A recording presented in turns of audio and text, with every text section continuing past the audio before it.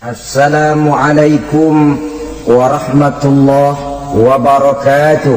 Waalaikumsalam warahmatullahi wabarakatuh.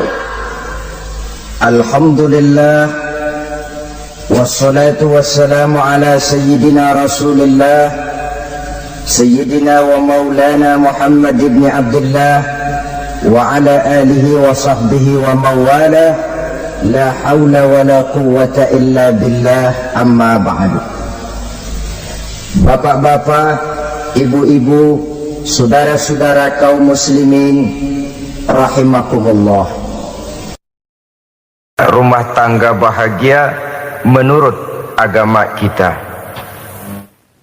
Sebagaimana yang sama kita maklum bahwa manusia hidup memerlukan idola, memerlukan figur-figur yang akan dijadikan contoh di dalam kehidupannya. Sifat ini dinamakan hubbut taklid atau kecenderungan untuk meniru, dan nampak lebih menonjol pada kehidupan anak-anak remaja atau para pemuda. Siapa yang menjadi idolanya, siapa yang menjadi sentral figur dalam kehidupannya, itulah yang akan dijadikannya sebagai contoh. Kalau idolanya adalah Mick Jagger misalnya, maka tentu yang akan dicontohnya adalah Mick Jagger. Mulai gaya rambutnya, gaya pakaiannya, sampai kepada gaya jalan dan hidupnya. Soal pantas atau tidak pantas urusan nomor 16. Yang penting nyontoh dulu. Inilah kecenderungan daripada manusia. Bagi kita umat Islam, contoh ideal, figur sentral yang sepatutnya jadi idola tidak lain adalah junjungan kita Nabi besar Muhammad sallallahu alaihi wasallam. Beliau menjadi contoh dan panutan oleh karena kepribadiannya yang kompleks. Sejak dari seorang pemimpin negara yang adil, sampai kepada seorang jenderal yang gagah berani di medan perang, sampai kepada seorang diplomat yang ulung, pedagang yang jujur, suami yang bertanggung jawab, ayah yang penuh kasih sayang dengan anak-anaknya, dan di dalam keseluruhannya beliau merupakan uswatun hasanah. Termasuk dalam membina rumah tangga bahagia, contoh kita tidak lain adalah rumah tangga beliau. Bagaimana sih rumah tangga Nabi kita itu? Beliau berkata dalam dua kalimat yang singkat, tapi punya pengertian yang sangat luas dan dalam tentang rumah tangganya. Beliau mengatakan, baiti jannati, rumah tanggaku adalah sorga bagiku. Satu cerminan yang merupakan refleksi dari keadaan yang membawa kebahagiaan.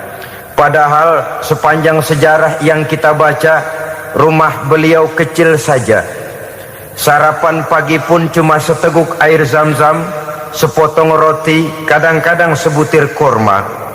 Tidurnya di atas kain kasar yang separuh jadi selimut, separuh jadi alas tidur. Tetapi di tengah kondisi yang semacam itu, beliau sanggup berkata, baiti jannati, rumah tanggaku adalah surga bagiku. Kenapa kita yang hidup di zaman sekarang, di mana fasilitas sesungguhnya serba lebih menunjang untuk berkata semacam itu, malah kita berkata sebaliknya, baiti nari, rumahku adalah laksana neraka bagiku. Padahal kalau dilihat, rumahnya pun kadang-kadang bertingkat, kendaraan serba berkilat, uang banyak berlipat-lipat, istri pun tak kurang cantik memikat, kadang-kadang jumlahnya 4. Tapi tiap hari kiamat tidak ada ketenangan dan ketentraman di rumah tangga. Saudara hadirin kaum muslimin rahimakumullah, mengapa Rasul sampai mengatakan baiti jannati, rumahku adalah laksana sorga bagiku? Inilah pokok pembicaraan kita pada pertemuan kali ini. Sebagaimana yang kita maklum bahwa nikah dalam pandangan Islam bukan hanya sekedar untuk memenuhi kebutuhan biologis manusiawi, Tidak hanya sekedar untuk memperkembangbiakkan keturunan, dan juga tidak pula untuk memperturutkan hawa nafsu. Lebih daripada sekedar itu, nikah dalam pandangan Islam merupakan ibadah. Oleh karena ibadah, maka seluruh tujuan ibadah, apakah dia bernama solat, apakah dia bernama puasa, zakat, sodako, haji dan lain sebagainya, seluruh daripada tujuan ibadah, target utamanya adalah mardhatillah atau keridhaan daripada Allah Subhanahu wa taala. Kalau nikah itu ibadah, maka sesungguhnya tujuan utama dari pelaksanaan suatu pernikahan tidak lain hanya untuk mencari keridhaan dari Allah Subhanahu wa taala. Bukankah kalau kita tanya tiap orang yang melakukan nikah, kenapa sih kamu nikah dengan dia? Jawabannya bisa macam-macam. Yang umum, karena saya cinta dia.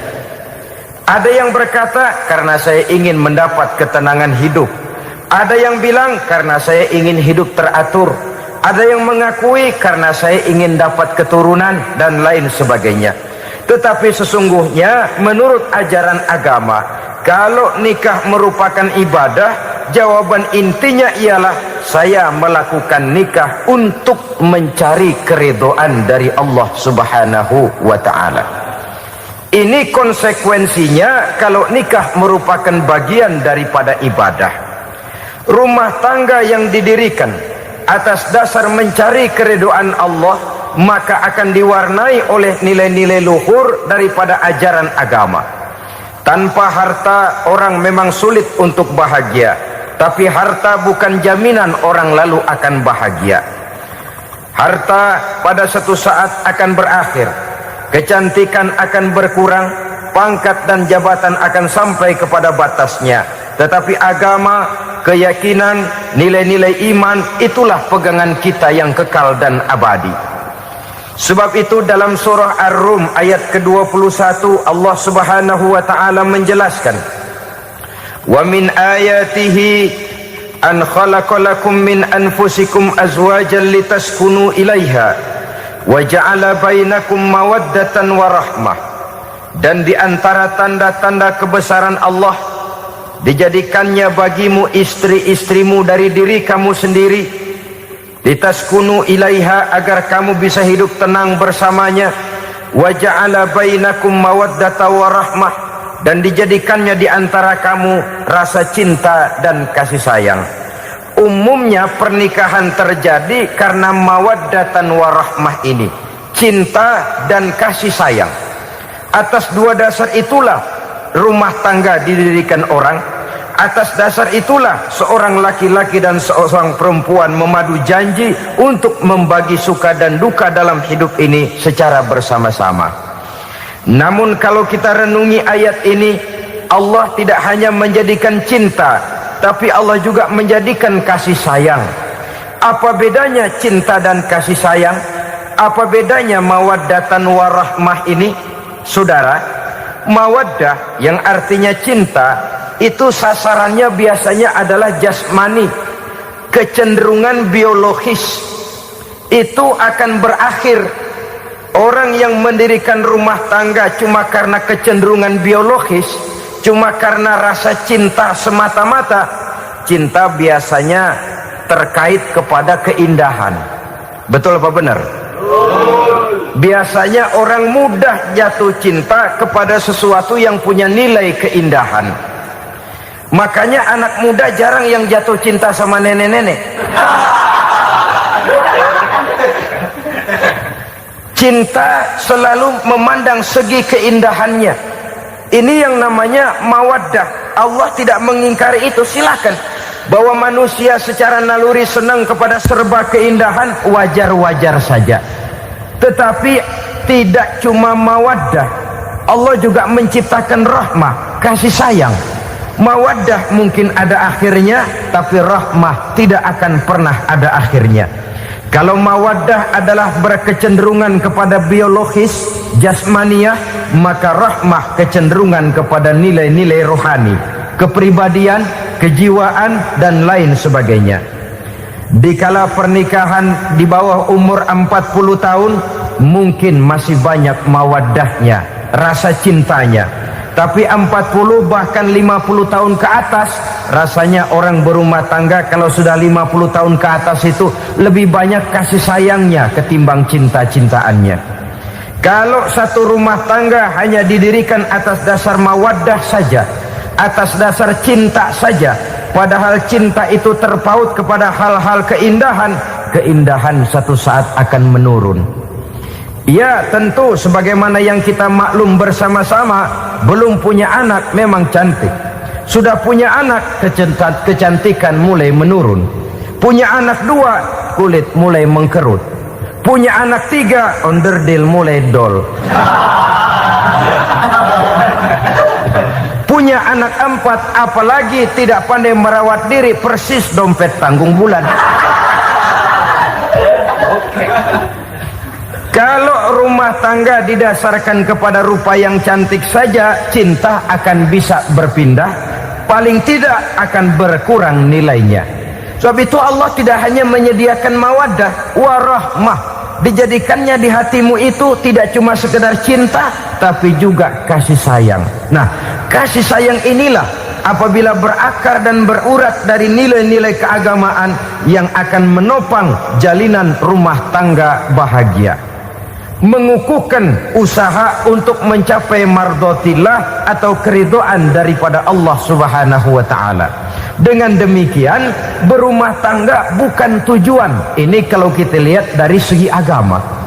Berumah tangga cuma alat untuk mencapai mardotillah, keridhaan daripada Allah. Seorang suami yang pergi pagi pulang sore peras keringat banting tulang mencari nafkah untuk menghidupi keluarganya, kalau niatnya untuk mardotillah maka pergi usahanya adalah ibadah. Sementara si suami pergi berusaha, istri di rumah mendoakan suaminya, itu juga merupakan bagian daripada ibadah. Marilah kita biasakan membina satu rumah tangga untuk mencapai keridhaan daripada Allah Subhanahu wa ta'ala. Ini motif dasarnya. Karena itu Rasul Anas bin Malik pernah bercerita, bertahun-tahun saya membantu di rumah tangga Rasul. Selama tahun-tahun yang panjang saya membantu di rumah tangga beliau itu, kata Anas bin Malik, belum pernah kok saya mendengar kata-kata kasar, keras, membentak-bentak. Belum pernah saya melihat ada piring terbang, sandal melayang, ada penggorengan nitir di atas. Belum pernah, padahal tahun-tahun yang panjang sudah saya lalui. Itu rumah tangga Rasul. Istrinya lebih dari 1, tapi tenang, ayem, adem. Walaupun gosip selalu ada. Ini loh ya, namanya hidup berumah tangga. Jangankan rumah tangga kita manusia biasa, rumah tangga Rasul pun tidak luput dari gosip yang kita kenal dengan hadisul ifki itu. Itu sampai tercatat dalam sejarah. Tetapi yang jelas dengan istri yang lebih dari 1, rumah tangganya tenang, tentram, adem. Kita di rumah tangga istri 1, seminggu 7 hari, berantemnya 6 hari. Cuma 1 hari gencatan senjata. Saudara hadirin yang saya muliakan, kalau tujuan rumah tangga adalah mardotillah, apa ciri dari suami istri yang menegakkan rumah tangga untuk mencapai ridho Allah itu? Pertama, sepasang suami istri yang membina rumah tangga semata-mata untuk mencapai keridhaan Allah, cirinya yang pertama, bersyukur apabila beroleh nikmat. Ini ciri yang pertama. Bersyukur kepada Allah, kepada sesama berterima kasih. Suami berterima kasih kepada istri, bertahun-tahun didampingi hidupnya, dicucinya pakaiannya, dimasaknya makanannya. Tidak istri mengeluh walau hidup lebih banyak kurangnya daripada cukupnya. Suami pandai berterima kasih kepada istrinya. Sementara istri pun bisa berterima kasih kepada suaminya. Bertahun-tahun suami peras keringat, banting tulang mencari nafkah. menjadi palang dada terdepan apabila ada masalah-masalah yang besar. Kedua-duanya lalu punya timbangan. Nah inilah ya, saya pesan kepada suami, kepada para suami, kepada para istri, supaya di rumah ada timbangan. Perlunya apa? Kalau pada satu saat istri kita salah, suami cepat-cepat ambil timbangan, lalu ditimbang mana yang lebih berat, salahnya atau dosanya, benarnya atau kesalahannya. Ini istri saya jasanya begini, lalu jasanya begini, salahnya ini, mana yang lebih besar, jasanya atau salahnya? Dengan adanya timbangan, maka keputusan akan objektif. Tapi kalau timbangannya emosi, salah sedikit saja sudah main bentak, main usir, akhirnya keputusan akan mendatangkan kerugian. Sebaliknya, kalau suami yang salah, istri ambil timbangan, ditimbang mana lebih besar, jasanya atau salahnya. Jangan sampai nanti terjadi pepatah, panas setahun habis dihapus oleh hujan satu hari. Jasa istri yang puluhan tahun hapus oleh kesalahannya yang sedikit, atau jasa suami yang bertahun-tahun hapus oleh kesalahannya yang sebenarnya tidak seberapa. Akibat apa itu terjadi? Karena tidak adanya timbangan. Dari rasa bersyukur dan dari rasa berterima kasih ini, saudara-saudara, akan timbullah sifat saling menghargai. Suami menghargai istri, istri pun menghargai suami. Istiqomah, dikasih uang 5.000 senyum, dikasih uang 500 senyum. Itu namanya istri yang pandai bersyukur. Kalau tidak, 5.000 nyengir, 500 manyun. Tahu manyun? Kayak bemok nyari setoran, monyong saja. Ada sikap istiqomah di dalam membina kehidupan berumah tangga ini. Lalu mengerti posisi suami, ini termasuk tanda berterima kasih. Suami saya itu kerjanya apa, golongannya apa, gajinya sebulan berapa. Atas dasar itu, lalu istri menjadi istri yang tahu diri. Walaupun suami harus menyenangkan istri, istri pun hendaknya nimbang, tahu batas kemampuan suami. Kemauan mungkin tidak terbatas, tapi kemampuan sangat terbatas. Kalau suami pegawai kecil, ya mintalah yang kecil-kecil. Kalau suami pegawai rendah, mintalah yang sesuai dengan kemampuannya. Jangan suami gajinya cuma 50.000 sebulan, istri menuntut minta dibeliin gelang yang kayak pelek beca. Tentu sudah overacting namanya. Saudara hadirin yang saya muliakan, kunci awalnya bersyukur kepada Allah. Kalau sudah bisa berterima kasih kepada manusia, hati ini akan mudah bersyukur kepada Allah. Rumah tangga yang pandai bersyukur, berapapun kecilnya nikmat, bukan kecilnya yang dia lihat, tapi karunia Allah yang dinilai. Sehingga dari rasa berterima kasih kepada manusia akan timbullah rasa syukur kehadirat Allah Subhanahu wa ta'ala.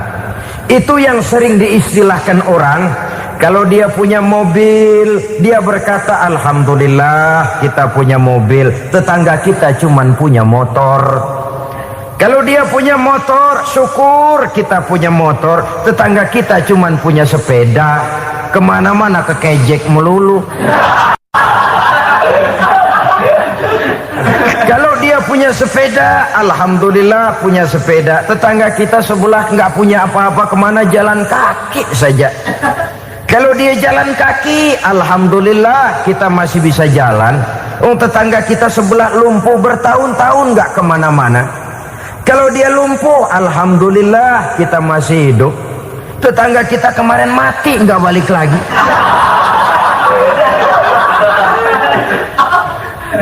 Lalu akan timbul rasa syukur. Tapi kalau sudah lumpuh ngelihat yang bisa jalan ngelihat yang naik sepeda, yang punya sepeda lihat yang punya motor lihat yang punya mobil lihat yang punya pesawat. Kapanlah kita ini pandai bersyukur? Sebab kesenangan seperti pelangi, tidak pernah di atas kepala kita, selalu kelihatannya di atas kepala orang lain. Sehingga kalau ngobrol orang sering bilang, lu sih enak lo gue lihat, gue keblangsak amat nih ya. Setiap orang ngomong kepada kita begitu nadanya. Kita yang dilihat enak, sementara kita melihat orang lain enak. Tukang tahu melihat tukang tempe enak, tukang tempe melihat tukang tuak enak, tukang tuak bilang tukang sirsak enak. Enak itu seperti pelangi. Namun kalau kita mau merenungi, tidak pernah Allah berhenti memberikan nikmat kepada kita. Sejak kita bangun tidur sampai kita tidur kembali, bahkan tidur itu sendiri, seluruhnya tidak pernah putus dari nikmat Allah. Bahagia ada di gubuk reot, bahagia ada di rumah mewah, bahagia ada di hati kopral, bahagia ada di hati jenderal, di gunung dan di kota, di hutan belantara dan di desa, di keheningan malam atau di keramaian siang. Kalau kita mau mencari, bahagia selalu ada. Tapi hati yang tidak pandai bersyukur, bagaimanapun banyak kebahagiaan yang meliputi hidupnya, dia tidak akan pernah pandai mensyukurinya. Maka berterima kasihlah kepada istri, berterima kasihlah kepada suami, bersyukurlah kehadirat Allah Subhanahu wa ta'ala. Saya sering mengatakan, sebaliknya seorang suami bagaimanapun kondisi istrinya, kalau itu memang jodohnya, beranilah berkata, istriku adalah Romeoku, istriku adalah Julietku, atau istriku adalah Sri Kandiku. Biarin pengkor ya pengkor, gak ada urusan. Mensyukuri. Kalau tidak mensyukuri, yang timbul lalu sesalan. Kalau sudah sesalan, mudah umpat mengumpat, caci mencaci dalam rumah tangga, lalu terjadilah kegaduhan. Ketenangan sulit kalau sudah tidak ada unsur saling menghargai itu. Lebih celaka lagi kalau sudah mengarah kepada penyesalan. Kata istrinya, bang gue nyesel kawin sama lu. Suami digituin mungkin gede kepalanya. Kalau lu nyesel apalagi gua, makin nyesel. Iya, coba pikir bertahun-tahun kita berumah tangga, memangnya abang bisa beliin apa sama saya? Itu juga gerobok kalau nggak ngeridit bang. Kalau nggak ngeridit, memangnya kamu bayar kreditan pakai daun pisang? Saudara hadirin yang saya hormati, ini saya tekankan kepada ibu-ibu karena penyakit perempuan umumnya. Pernah Rasul itu pulang Isra Mi'raj cerita, saya pulang Isra Mi'raj diperlihatkan neraka. Neraka ya Rasul? Lalu bagaimana? Saya lihat kok isinya kebanyakan perempuan. Perempuan. Laki juga tidak sedikit. Cuma kebanyakan kok perempuan. Apa perempuan tidak sholat ya Rasul? Sholat. Tidak puasa? Puasa. Tidak ngaji? Rajinan dia sama suaminya. Tapi kenapa lebih banyak di sana? Rasul berkata, hunna yakfurnal ashir. Penyakit umum dari perempuan tidak pandai berterima kasih kepada suaminya. Ini rupanya penyakit umum dari tahun atu. Saudara hadirin yang saya muliakan, jadi rumah tangga yang didirikan atas dasar mencapai ridho Allah, maka kelihatan dari pasangan suami istri menjadi orang yang pandai bersyukur terhadap nikmat. Bukankah dalam surah Ibrahim ayat 7 Allah berjanji, la in syakartum la azidannakum wa la in kafartum inna azabi lasyadid. Kalau kamu pandai bersyukur, aku tambah nikmatku. Kalau kamu ingkar, tidak mau bersyukur, azabku itu hebat dan pedih. Rumah tangga yang suami istrinya tidak bersyukur disiksa oleh perasaannya sendiri. Tetangganya dapat nikmat, dia yang meriang. Tetangganya dapat kesenangan, dia yang sakit hati. Dia tidak melihat nikmat yang diberikan kepadanya. Nikmat yang orang lain punya aja yang diincar. Nikmat orang lain aja dihitung-hitung. Tangga kita, saya baru habis beli yang sebelah belilir habis beli kukusan. Cuma sekedar kukusan saja. Orang lain beli apa-apa jadi bahan diskusi di rumahnya. Orang lain saja yang diusut. Timbul dendam kesumatnya, timbul hasutnya. Dia tidak bersyukur dengan nikmat yang ada dalam rumah tangganya. isi rumah tangga semacam itu disiksa oleh perasaan hasutnya sendiri. Jauh dari kebahagiaan, kering hatinya, miskin jiwanya, merana batinnya. Kalau sudah ke sana, jauhlah rumah tangga dari pantulan sinar kebahagiaan. Saudara-saudara, kita lihat rumah tangga Rasul. Dari rumah yang kecil, dari tempat tidur yang sarapnya kain kasar, separuh jadi selimut lagi, keluar ucapan baiti jannati. Kenapa? Beliau orang yang pandai bersyukur kepada Allah, bisa berterima kasih kepada istri-istrinya, dan istrinya pun pandai berterima kasih kepada Rasul dan bersyukur kehadirat Allah Subhanahu wa ta'ala. Maka nikmat lalu bertambah. Makin kita syukuri nikmat, makin tambah itu. La azidannakum, janji Allah, pasti aku tambah nikmatku kepadamu jikalau kamu pandai mensyukurinya. Tapi kalau kamu ingkar, tidak pandai bersyukur, awas, nikmat bisa berubah menjadi azab kalau kita tidak pandai-pandai mensyukurinya. Jadi cirinya yang pertama, rumah tangga bahagia itu apabila suami istri pandai bersyukur terhadap nikmat yang diberikan oleh Allah Subhanahu wa ta'ala. Satu. Cirinya yang kedua, rumah tangga yang berdasarkan untuk mardhatillah, mencapai keridhaan Allah, sabar apabila mendapat cobaan. Namanya orang berumah tangga itu persis berlayar di lautan. Suami istri adalah dua orang yang memegang kemudi. Kalau berlayar ombak tenang, angin bertiup sepoi-sepoi basah, lalu bila malam datang bulan bersinar, bintang gemintang gemerlapan, berlayar memang nikmat. Tapi satu saat angin puting beliung bertiup, gelombang menggunung, halilintar menyambar, kemudian petir berkilat.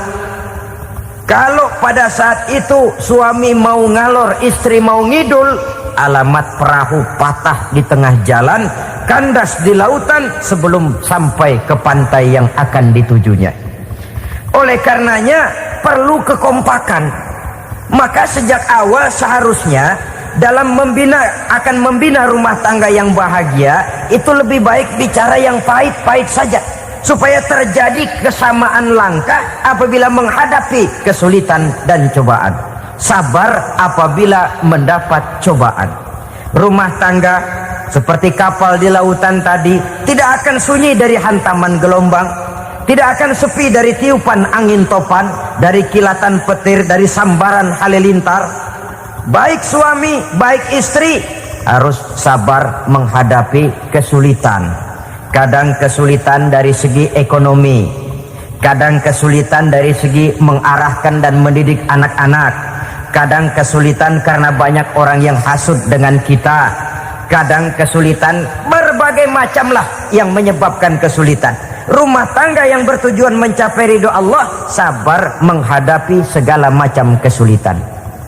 Saudara-saudara kaum muslimin rahimakumullah, kesulitan adalah bagian daripada perjalanan hidup. Siapa orangnya yang tidak pernah menemukan kesulitan dalam kehidupan? Rasanya hampir tidak ada. Dan memang kesulitan bukan untuk ditakuti. Kesulitan justru untuk diatasi, dicarikan jalan keluarnya. Begitulah suami istri yang bertujuan mencari ridho Allah.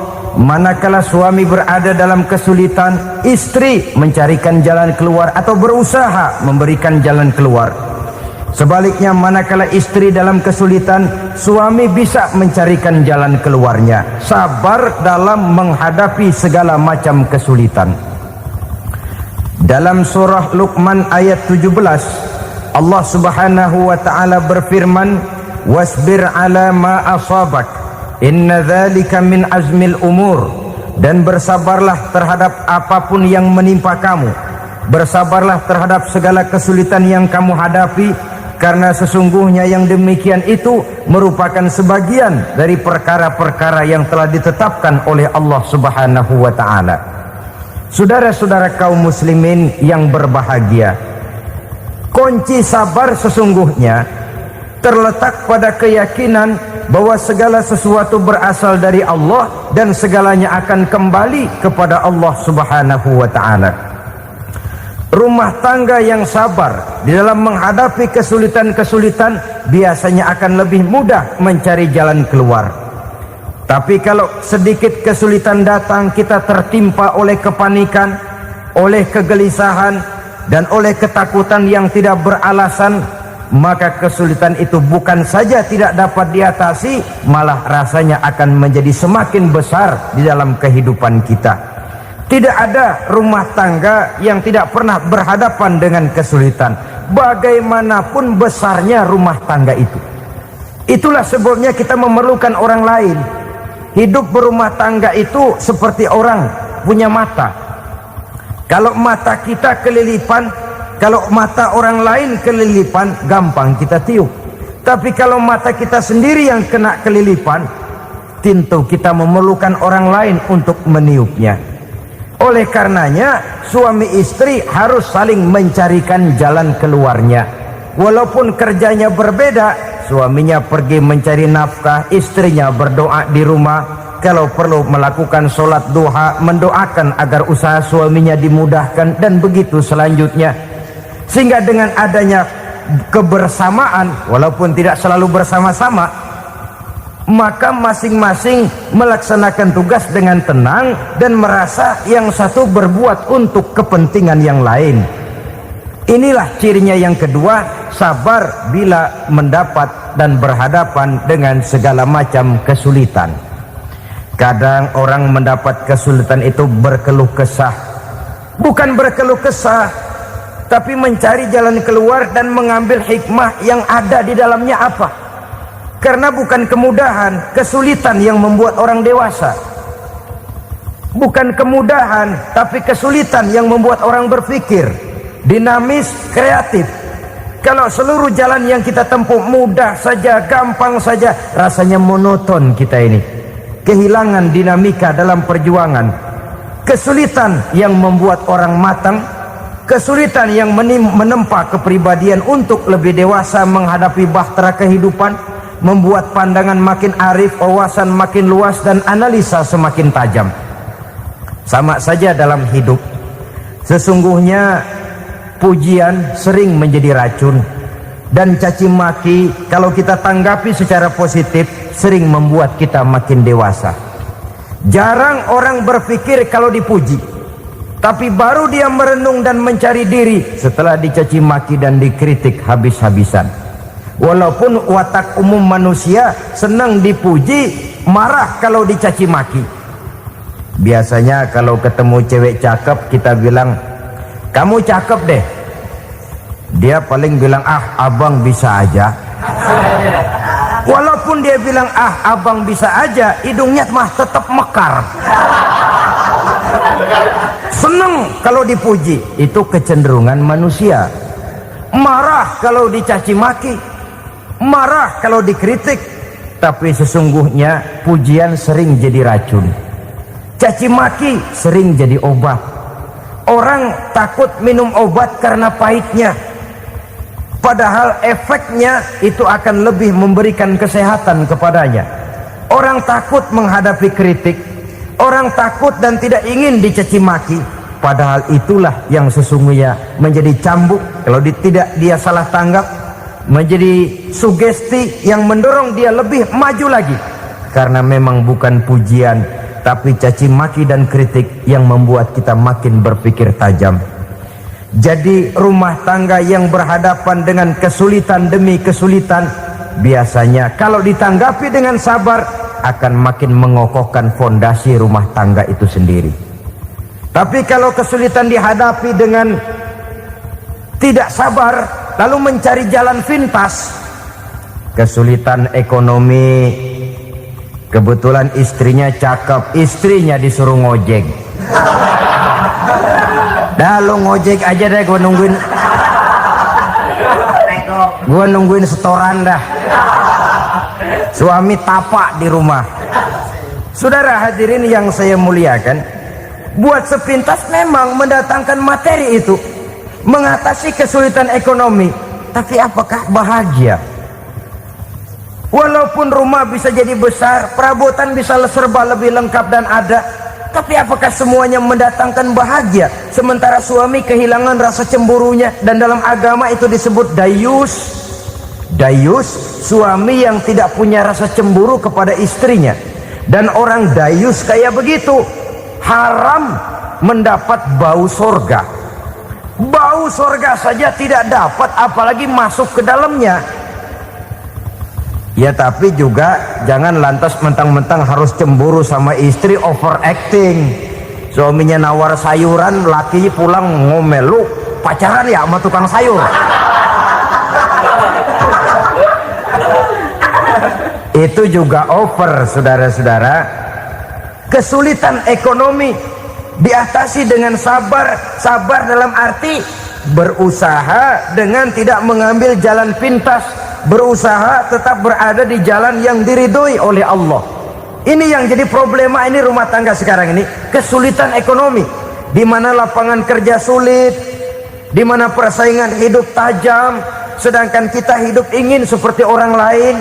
Kita mudah gelap mata, mudah picik pandangan, mudah sulit pertimbangan, lalu mengambil jalan pintas. Kadang menjual akidah, menjual keimanan. Kebetulan penderingan kering, ada yang nawarin beras 3 liter sama supermi 2 bungkus. Hari Minggu diajak ke gereja mau. Itu iman kena beras 3 liter telap. Kesulitan ekonomi, saudara-saudara, sehingga Imam Ali pernah berkata, kadal fakru ayyakuna kufran. Kemiskinan memang mudah membawa orang kepada kekafiran, kepada perbuatan-perbuatan yang bisa mengundang kekafiran. Oleh karena itu dalam tamsil lain beliau berkata, kalau ada ular dan ada kemiskinan, kemiskinan yang saya getok lebih dulu, kemiskinan yang saya bunuh lebih dahulu. Karena kemiskinan mudah membawa orang kepada kekufuran. Bagaimanapun sulitnya ekonomi yang dihadapi dalam rumah tangga, percayalah satu saat jalan keluarnya mesti ada. Mesti ada. Jangan sampai mengambil jalan pintas yang membuat kita keluar dari jalan yang ditinjau dari segi kemasyarakatan pun mendatangkan aib, ditinjau dari kehormatan berkeluarga pun mendatangkan nista, ditinjau dari segi ekonomi pun barangkali tidak akan mendatangkan kelimpahan materi.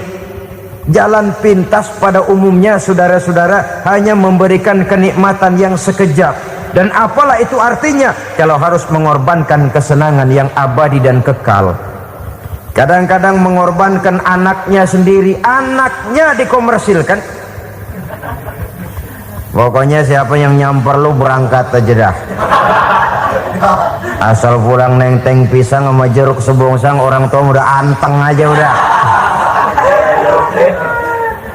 Saudara hadirin yang saya muliakan, setiap kita selalu berhadapan dengan kesulitan. Karena itu rumah tangga yang bertujuan mencapai mardhatillah, mereka sabar dalam menghadapi kesulitan. Tidak ada beras, puasa saja, puasa sunnah, puasa sunnah. Lapar tapi ada pahalanya, daripada tidak puasa lalu ngegerundel. Brengsek Tuhan, gue sembahyang melulu lapar juga. Sudah lapar tidak berpahala. Bukankah Rasulullah sendiri kalau pulang ke rumah Aisyah lalu berkata, ya Humairah, ada makanan hari ini? Ada makanan yang enggak ada bang. Alhamdulillah, kalau begitu saya puasa. Pulang dari mana-mana perut lapar, mau makan tidak ada makanan, bukan marah, bukan ngamuk, puasa. Maka boleh puasa sunnah, niatnya udah siang, jam 10, jam 11, asal dari pagi belum makan apa-apa. Niatnya jam 10, sah, dengan catatan dari pagi belum makan apa-apa. Jangan sudah sepiring setengah baru niat, itu lain. Itu ngojek namanya itu. Pengertian dalam kesulitan. Satu malam beliau pulang dari masjid agak larut. Habis ngajar banyak yang bertanya, ketuk pintu, assalamualaikum. Assalamualaikum. 3 kali beliau memberi salam, tidak ada jawaban, tidak dibukakan pintu. Rupanya istri beliau lelah bekerja di waktu siang, tidurnya pules benar. Marahkah Rasul? Tidak. Beliau gelar sorban, tidur di depan pintu. Asraful anbiya wal mursalin ini, Rasul termulia ini, karena menghargai istrinya, tidur di depan pintu. Sampai Aisyah bangun sepertiga malam, terkejut buka pintu, suaminya ada di depan pintu. Beliau bangunkan. Ketika dibangunkan, Rasul lebih dulu berkata, maaf sayang, saya pulang terlambat. Sudah nggak dibukain pintu, tidur di depan, dibangunin, beliau duluan yang minta maaf. Pengertian. Kalau emosi, memang nggak dibukain pintu, tidur di depan. Begitu dibukain, yang enak kita tunjuk jidatnya.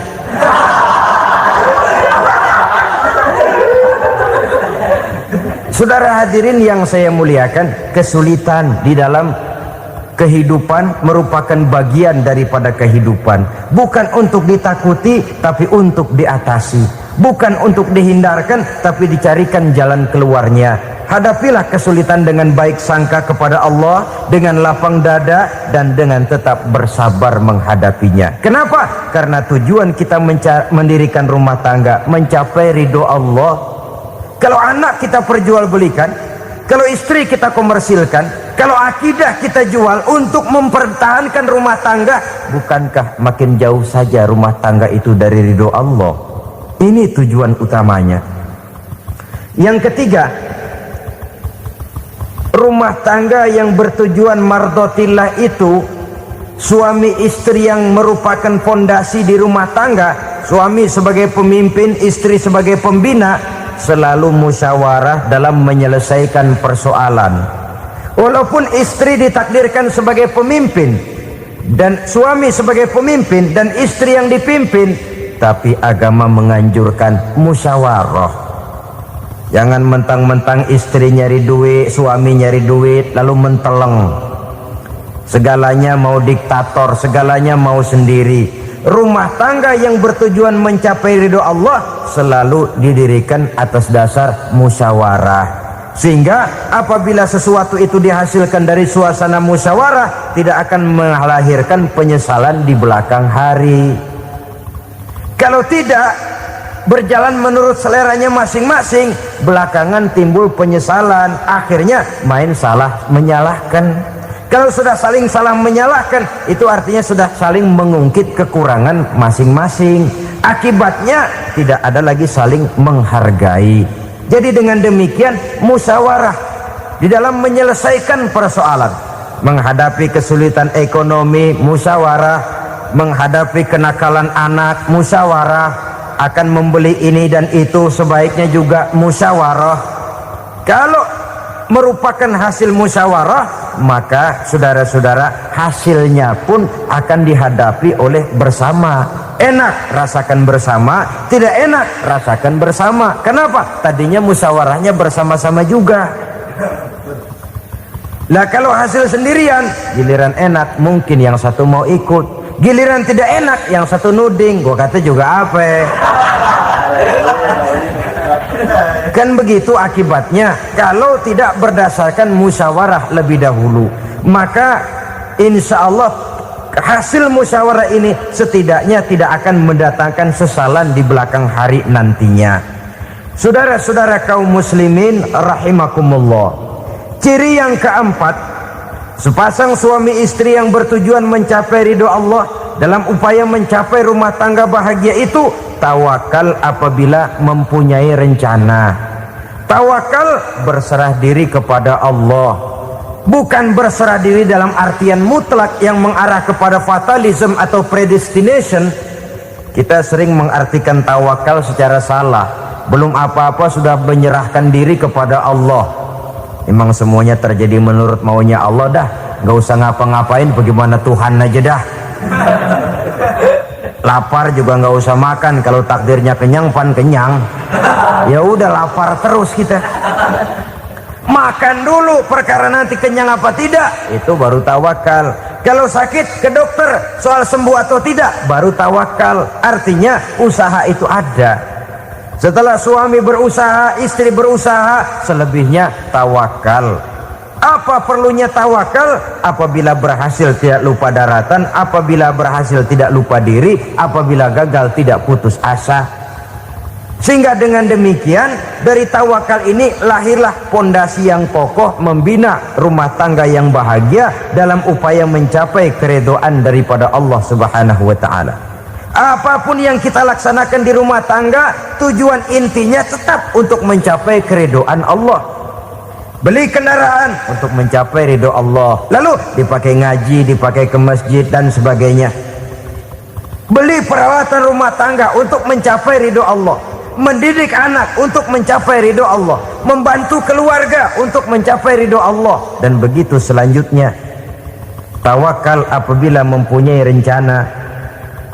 Kemudian cirinya yang kelima, suami istri yang bertujuan mencapai ridho Allah selalu mempererat silaturahmi. Sebab seperti sudah saya sampaikan pada pertemuan terdahulu, dalam berumah tangga itu ada orang tua, ada mertua. Itu cuma perbedaan istilah, tapi hakikatnya adalah sama. Jangan karena perbedaan istilah lalu menyebabkan kita berbeda sikap. Kalau sudah berbeda sikap, tentu akan melahirkan perasaan yang tidak simpatik. Sebaiknya suami istri kalau sudah berumah tangga, jadikanlah orang tua tempat cerita yang enak saja. Yang tidak enak telan berdua, yang pahit rasakan berdua, kesusahan dan kesulitan atasi berdua. Giliran enak ngomong sama orang tua, giliran senang cerita sama mertua. Sekarang kan kita balik, kalau lagi senang duitnya banyak, anteng di rumah, kalem aja. Tapi lalu waktu susah, waktu susah, cerita kepada orang tuanya, cerita kepada mertuanya. Lalu kapan kita mau menyenangkan orang tua? Sudahlah mereka susah mendidik kita di waktu kecil, membesarkan kita, melakukan segala macam pengorbanan. Demi setelah kita berumah tangga, kesulitan rumah tangga kita tumpahkan juga kepada mereka. Pererat silaturahmi dan usahakan agar seluruh keluarga hanya menjadi tempat kita cerita yang enak-enak saja. Istilah sehari-harinya, kalau di rumah kita makan sama sayur bayam, keluar rumah diem, malah seluitan. Tetangga tanya, lu makan kayaknya enak banget apa sih? Daging ayam.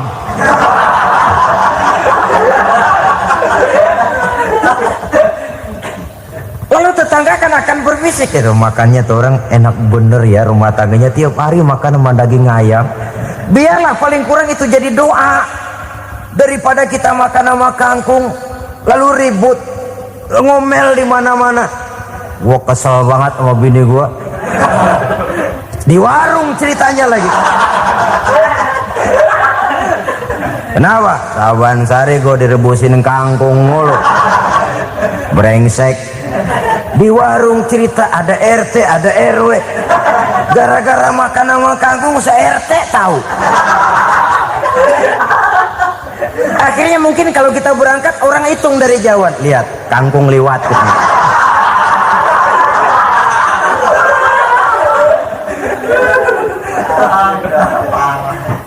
Bisa menjaga yang disebut security informasi, rahasia rumah tangga.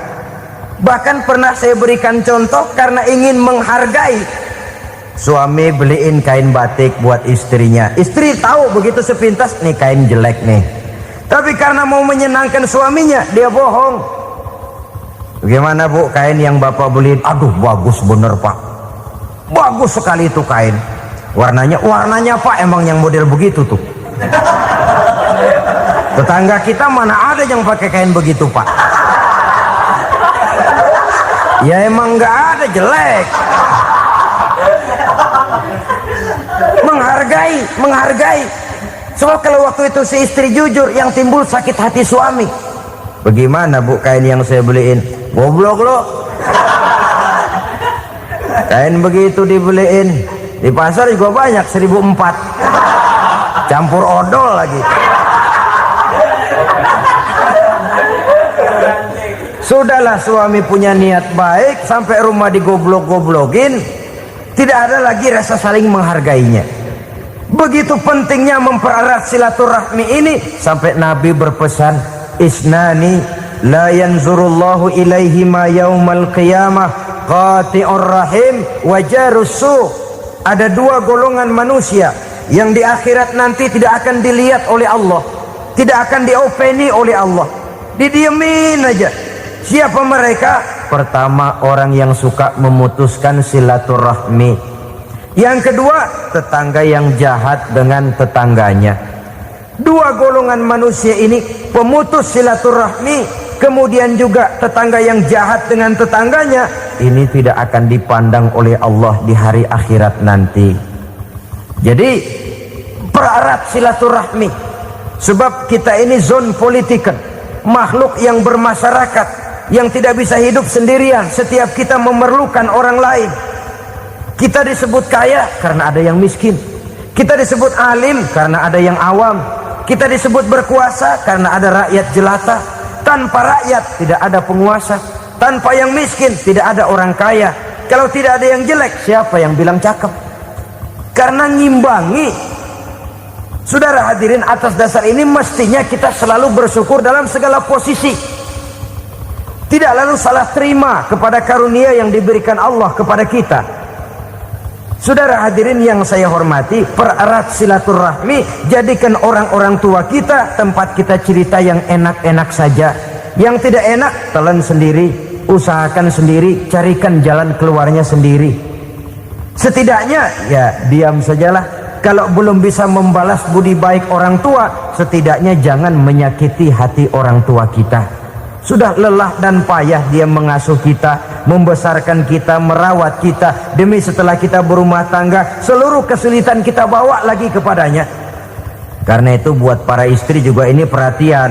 Kalau dimarahi suami, jangan cepat-cepat pulang ke rumah orang tuanya. Nggak boleh diomelin dikit, main buntal aja.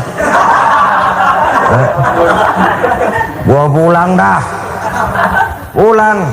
Sampai sana cerita habis-habisan, dikucek kejelekan suaminya. Nanti 2-3 hari balik aja lagi. Kan nggak lucu jadinya. Saudara hadirin, begitu juga suami. Mencaci maki habis istrinya, 2-3 hari bayar aja lagi. Konyol, istrinya sudah dicaci maki habis-habisan, dijeleki leluhur-leluhurnya, 2-3 hari baik lagi, mesraan lagi. Kata bininya dalam hati, gua lu jelekin juga, lu pakai juga, payah.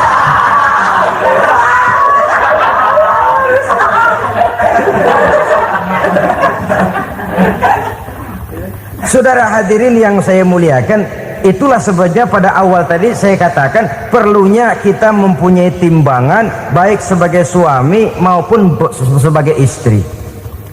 Nah, dari mempererat silaturahmi ini akan terjalin rasa kekeluargaan. Maka tradisi arisan keluarga itu bagus sesungguhnya untuk mempererat silaturahmi. Cuma celakanya bukan silaturahmi yang jadi tujuan, arisannya itu yang jadi tujuan. Akibatnya apa? Kalau belum narik mah semangat banget datang dah. Begitu udah narik aja udahan. Itu celakanya. Akhirnya silaturahminya jadi nomor 2, arisan semata-mata yang menjadi tujuan. Sesungguhnya itu bagus untuk mempererat silaturahmi. Karena kalau kita dengan kita sesama saudara sudah tidak saling mau mengenal, bagaimana dengan anak-anak kita? Bagaimana dengan cucu-cucu kita? 2-3 generasi yang akan datang tentu akan lebih saling tidak mengenal lagi. Baiklah ya, yang keenam, suami istri yang bertujuan untuk mencapai keridhaan Allah itu selalu berusaha tolong menolong di dalam kebajikan. Sebab Allah pesankan itu di dalam Al-Maidah ayat 6, wa ta'awanu 'alal birri wat taqwa wa la ta'awanu 'alal itsmi wal 'udwan. Bertolong-tolonganlah kamu di dalam kebaikan, di dalam bertakwa kepada Allah. Jangan bertolong-tolongan di dalam maksiat, di dalam dosa, dan di dalam usaha yang menimbulkan permusuhan. Kalau suami marah kepada seseorang, istri jangan ngipasin. Oh bang, yang begitu mah dibayain tuman. Bu, udah habisin aja dah. anak-anaknya marahin sekalian, ngipasin. Istri kesel sama tetangganya, suami ngipasin. Emang tuh tetangga kita, hahu. Habis orang dikipasin. Ta'awanu 'alal birri wat taqwa, bertolong-tolonganlah di dalam kebaikan. Istri malas ngaji, suami mendorong, memberikan sugesti. Suami malas berusaha, istri memberikan sugesti. Saling tolong menolong di dalam kebaikan dan takwa, dan jangan tolong menolong dalam dosa dan permusuhan. Kata suami, Bu, daripada kita melarat terus hidup, kita piara tuyul yuk. Kata istrinya, nah ini sudah menyimpang bang, bersabarlah, bagaimanapun insya Allah kita tidak akan mati kelaparan. Piara tuyul itu nanti jadi pindah akidah, merusak iman, berteman dengan setan. Apalah artinya kekayaan dan kesenangan sebentar kalau harus mengorbankan kekayaan dan kesenangan yang abadi. Ini sudah alal ismi wal udwan, sesuatu yang mengandung dosa. Saudara hadirin yang saya hormati, kemudian yang keenam, berbaik sangka. Baik suami maupun istri sama-sama saling berbaik sangka. Suami melepas istri, istri melepas suami dengan hati yang ikhlas. Suami meninggalkan istri di rumah dengan jiwa yang bersih dan rasa yang aman. Ada rasa baik sangka, dan ini modal dasar. Kalau sudah dilandasi oleh buruk sangka, tentu yang lahir nanti adalah perasaan-perasaan yang tidak baik. Akibatnya sangat tidak menguntungkan. Inilah beberapa ciri dari rumah tangga yang didirikan atas dasar mardhatillah, mencapai keridhaan dari Allah. Nanti akan menyusul tujuan berikutnya, diantaranya mendapat keturunan, diantaranya lagi mendatangkan gairah untuk lebih berusaha mencari rezeki karena sudah merasa punya tanggung jawab berupa anak dan istri. Mempererat silaturahmi, itu cuma tujuan-tujuan sekundernya saja. Tujuan primernya kita melakukan suatu nikah untuk mencapai keridhaan dari Allah Subhanahu wa ta'ala. Silakan punya istri cantik, kaya, tapi tujuan utamanya kita membina rumah tangga untuk mencapai ridho dari Allah. Karena itu dasarnya mawaddatan warahmah. Jangan cuma cinta, tapi juga kasih sayang. Cinta, kecenderungan kepada jasmani akan berakhir, tapi kasih sayang, kecenderungan kepada rohani, makin tua malah makin erat, makin tua malah makin mesra. Sehingga kadang kita menampak kakek-kakek dan nenek-nenek lagunya kayak pengantin baru. Apa cinta-cintaan? Tidak. Bagaimana kakek-kakek sama nenek-nenek harus bilang I love you? Yang masih ada itu waktu itu mawaddah, kasih dan sayang. Itu yang akan kekal, itu yang akan abadi.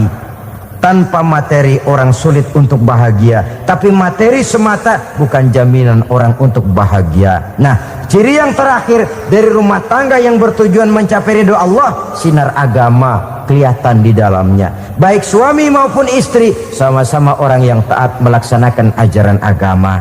Saudara, mudah-mudahan walaupun singkat dapat menjadi sumbangan moral dalam kita mewujudkan rumah tangga yang bahagia menurut contoh yang diberikan oleh Rasulullah Sallallahu Alaihi Wasallam.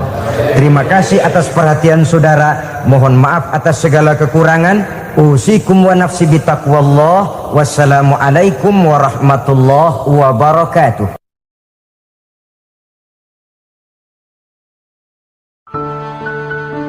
Assalamualaikum warahmatullahi wabarakatuh.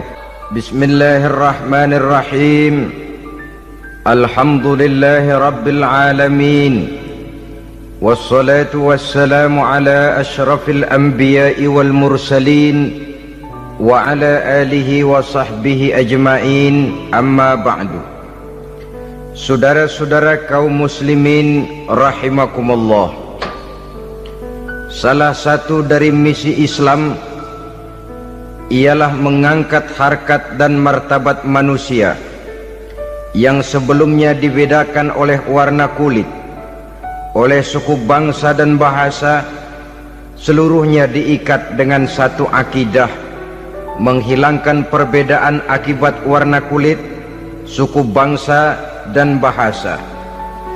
Termasuk dalam upaya itu betapa Islam telah mengangkat harkat dan martabat kaum wanita.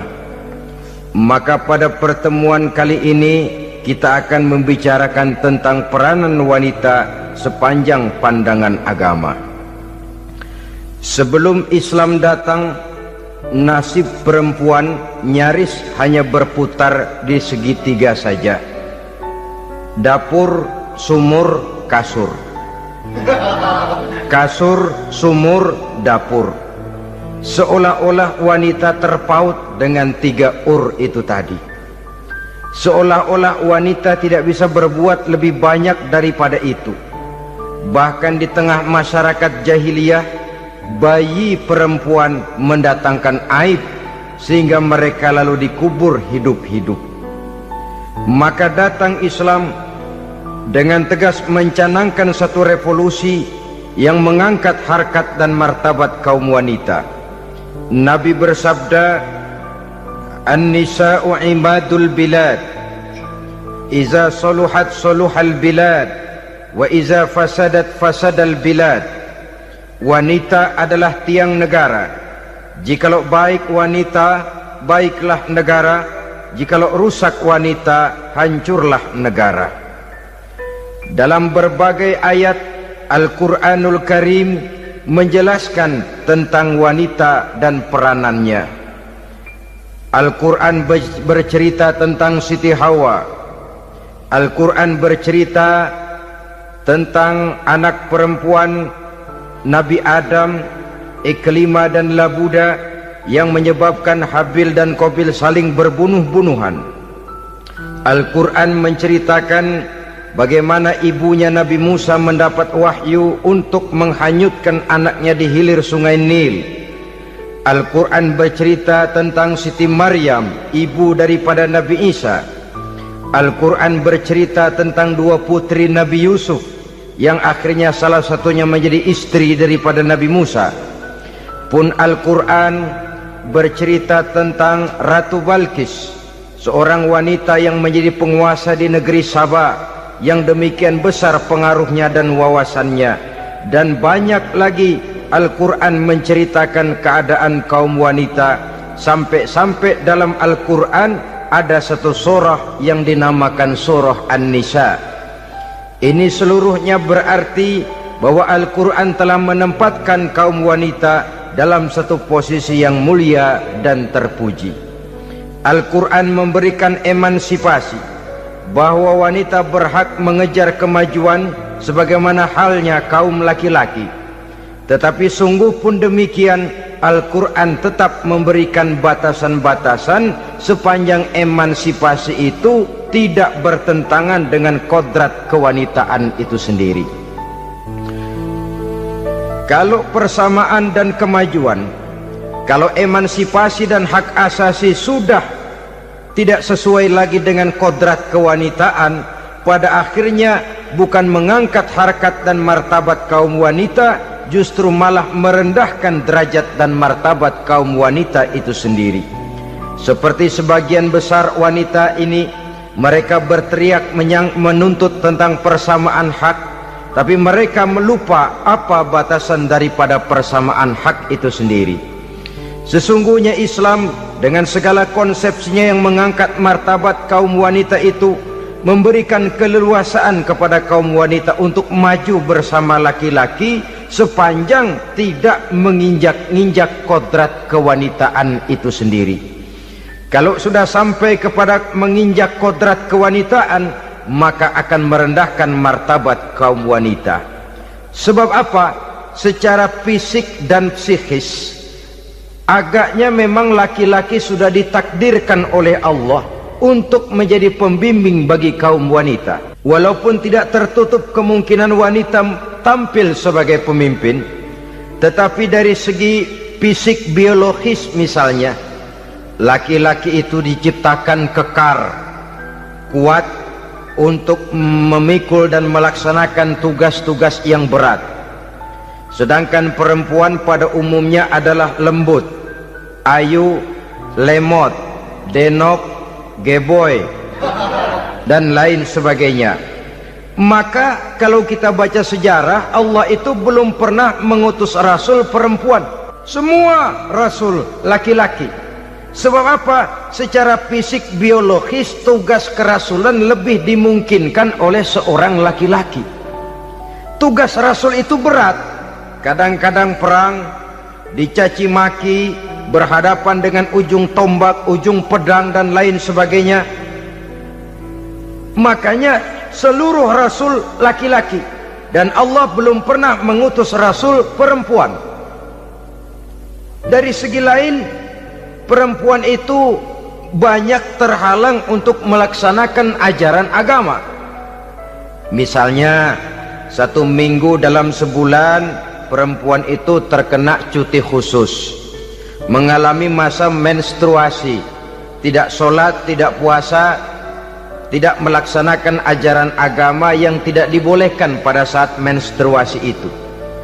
Kalau ada rasul perempuan,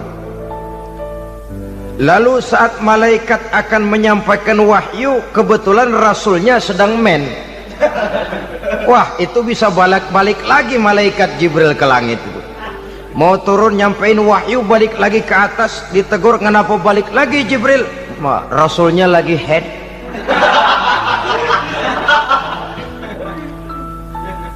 Atau pada saat agama dalam bahaya, agama dalam hinaan, agama dalam ancaman, rasulnya perempuan kebetulan sedang hamil besar. Apa lalu perang ditunda? Pengumuman perang ditunda saja sampai rasul melahirkan. Tentu lebih tidak mungkin lagi. Secara fisik biologis laki-laki lebih memungkinkan untuk melaksanakan tugas kerasulan ini. Maka seluruh rasul yang diutus Allah adalah laki-laki. Saudara hadirin yang saya muliakan, sungguh pun demikian, Islam itu mengangkat martabat wanita sedemikian tinggi sebagai tiang negara yang menentukan jatuh dan bangunnya negara, yang ikut mewarnai bahkan menjadi warnanya suatu negara. Walaupun peranannya memang tidak begitu kelihatan, tapi sesungguhnya amat sangat menentukan. Oleh karenanya, secara umum emansipasi yang digariskan oleh Islam, emansipasi yang tidak bertentangan dengan kodrat kewanitaan di berbagai aspek kehidupan. Kalau sekarang emansipasi ini kelihatannya sudah salah pasang, salah kaprah. Bahkan belum lama kita menyaksikan bagaimana ada binaragawati. Di zaman sekarang perempuan sudah mulai angkat besi.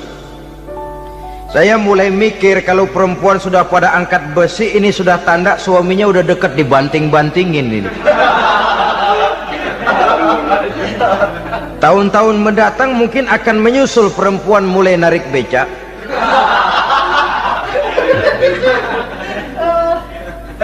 Nampaknya kan sudah tidak lagi mengindahkan kodratnya sebagai wanita. Ada olahraga yang hanya pantas dikerjakan oleh laki-laki. Oleh karena itu pada kesempatan ini kita akan mencoba melihat peranan wanita dari berbagai dimensinya. Yang pertama, peranan wanita sebagai istri. Adalah Rasul memilih istri pertamanya Sayyidatuna Khadijah radhiyallahu anha. Kalau pilihan utama beliau pertama kali nikah dengan Siti Khadijah, jelas itu pilihannya bukan karena kecantikan. Kenapa? Beliau nikahi Siti Khadijah dalam usia 40 tahun Khadijah dan 25 tahun Rasul. Statusnya janda pula. Kalau beliau seorang pemburu kembang, pemburu bunga, kenapa mesti nikah dengan janda berumur 40 tahun? Sedangkan beliau waktu itu masih berumur 25 tahun. Apa sasaran utamanya? Bisa kita lihat nanti. Setelah beliau diangkat menjadi Rasul, ternyata Khadijah lebih daripada seorang istri, beliau masuk ke dalam staf Nabi. Orang lain beliau belum beriman, beliau malah beriman lebih dahulu sebagai perempuan pertama yang masuk Islam. Orang lain memusuhi Nabi, beliau malah mengorbankan hartanya untuk membantu perjuangan Nabi. istri setia semacam ini dengan peranannya sebagai istri yang sedemikian rupa memberikan andil yang sangat besar bagi kesuksesan dan keberhasilan seorang suami. Sebaliknya, seorang istri bisa mempengaruhi suaminya. Seorang suami yang jujur, polos, lugu, sederhana bisa jadi koruptor ulung kalau didorong-dorong oleh istrinya. Seorang istri Pak Lurah memang tidak ikut mengatur kelurahan, tapi dia bisa mewarnai suaminya. Seorang istri gubernur memang tidak ikut mengatur provinsi, tapi dia bisa mewarnai suaminya. Sepanjang warnanya positif, tentu sangat baik dan sangat diharapkan. Tetapi kalau warnanya negatif, kiamatlah akibatnya umat ini. Oleh sebab itu, peran pertama dari kaum wanita sesungguhnya adalah sebagai istri yang mendampingi suami untuk mengolah dan melaksanakan tugas-tugas besar. Dari seorang yang paling kecil sampai kepada seorang yang punya jabatan paling tinggi sekalipun, pengaruh dan peranan istri memang sangat menentukan. Saudara hadirin kaum muslimin rahimakumullah, itulah sebabnya Nabi menikah dengan Siti Khadijah.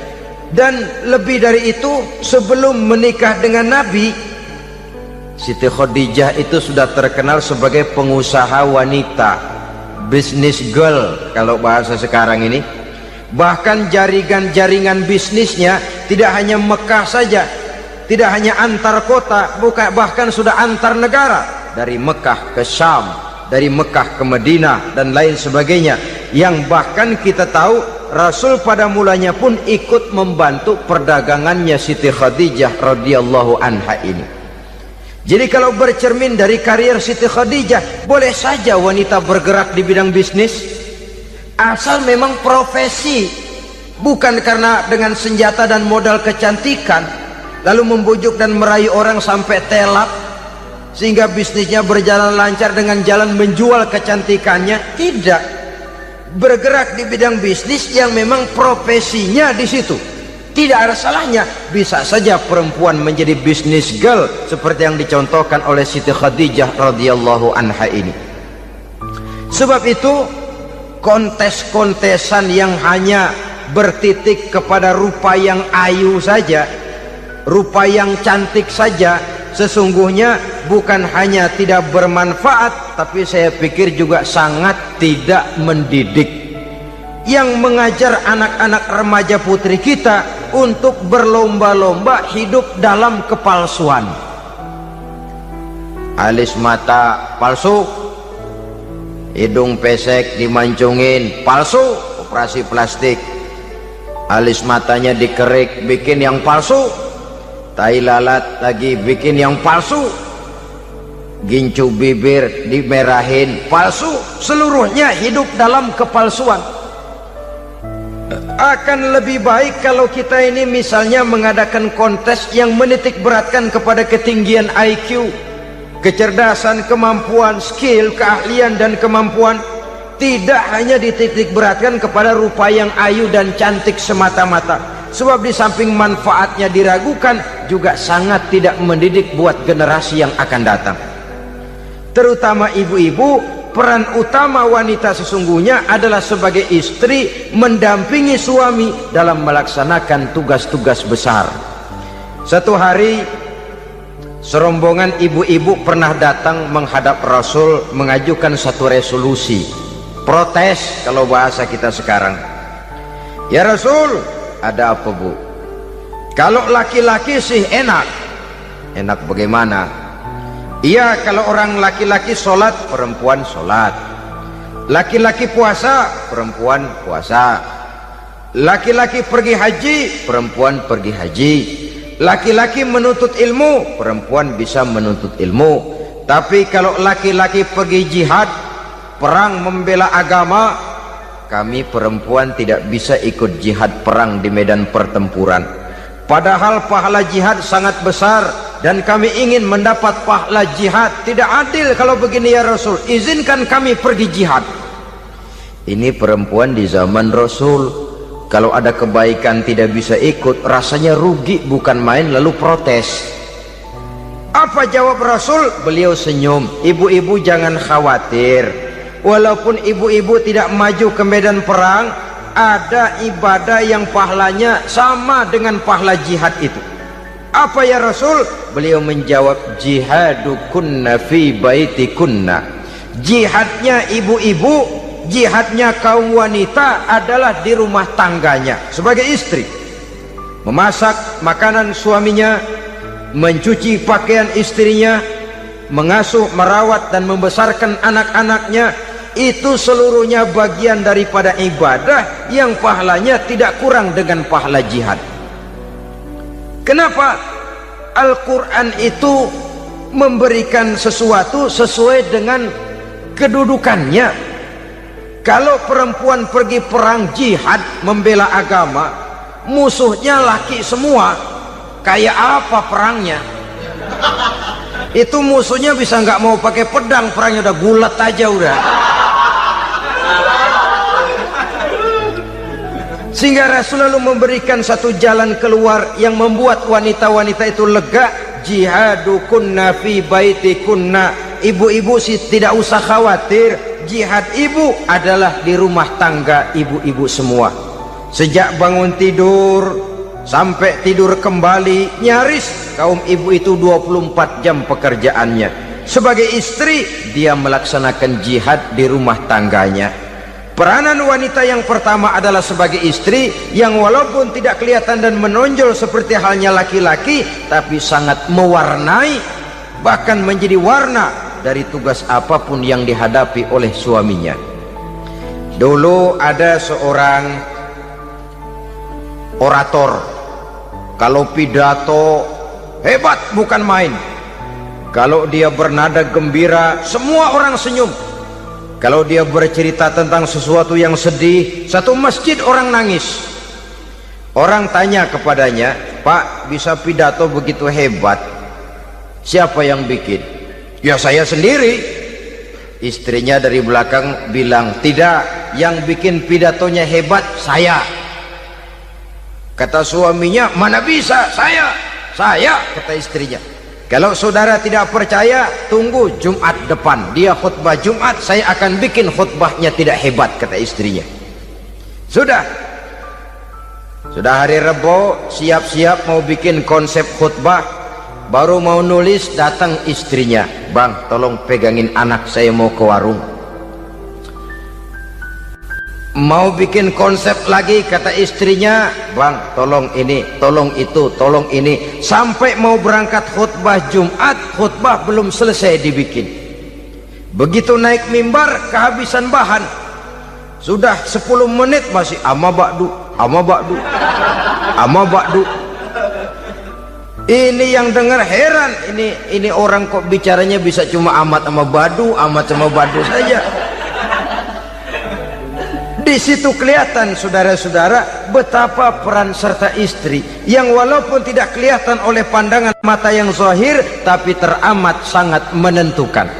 Sekali lagi, tidak ada seorang suami bisa sukses jadi apapun dia tanpa peran serta istrinya di rumah. Tidak ada kemajuan yang bisa diperoleh kalau tidak karena peran serta istrinya di rumah. Tidak ada kesuksesan yang bisa diraih tanpa keikutsertaan daripada istrinya di rumah. Walaupun suaminya yang dikenal orang, suaminya yang dipuji orang, suaminya yang disanjung orang, bagian besar tetaplah saham dan andil daripada istrinya yang di rumah itu. Ini makna an-nisa imadul bilad. Wanita adalah tiang negara. Jikalau baik wanita, baik negara. Jikalau rusak wanita, hancur negara. Karena wanita, negeri Sabah menjadi terkenal tentram, aman, wawasan politiknya luas. Seorang semacam Cleopatra bisa menaklukkan Julius Caesar. Dan begitu selanjutnya. Banyak cerita-cerita betapa wanita yang berperan di belakang layar ini bahkan bisa menggoyangkan negara. Bahkan yang paling dekat saja contoh dengan kita, Senator Gary Hart.